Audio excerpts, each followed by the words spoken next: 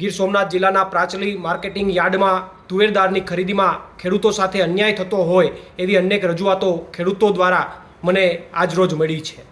ખેડૂતો દ્વારા કહેવામાં આવ્યું છે કે ત્યાં જે યાર્ડની અંદર માલ જોખવામાં આવ્યો છે એમાં ઘણો બધા માલની અંદર 20 થી 25% ડેમેજ છે, છતાં પણ એમને જોખવામાં આવ્યો છે।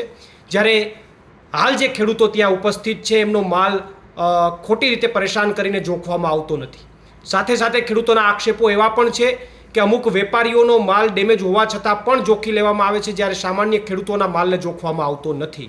વધુમાં એક ચોંકાવનારી ઘટના એ જાણવા મળી છે કે 8 દિવસ પહેલાં અમુક ખેડૂતોના માલ જોખાઈ ગયા, એમને બારકોડ લાગી ગયા અને આજે 8 દિવસ પછી એમના માલને રિજેક્ટ કરવામાં આવ્યો છે એવી ઘટનાઓ પણ સામે આવી છે। ત્યારે એમના જવાબદાર વ્યક્તિઓ છે એમને મારે નમ્ર અપીલ કરવી છે કે તાત્કાલિક ધોરણે આ બાબતે ખેડૂતોને અન્યાય ન થાય એ બાબતે ઘટતું કરે, નહીંતર આવનારા દિવસોની અંદર જવાબદાર તંત્રની અંદર, જિલ્લાના જવાબદાર તંત્રમાં, કલેક્ટરશ્રીને કે ગાંધીનગર લેવલે અને મીડિયા સમક્ષ આ કદાચ વાતને ખુલ્લી કરવી પડે તો પણ એ અમારી સંપૂર્ણ તૈયારી છે। પ્રવીણ રામ, પ્રદેશ ફ્રન્ટલ અધ્યક્ષ, આમ આદમી પાર્ટી।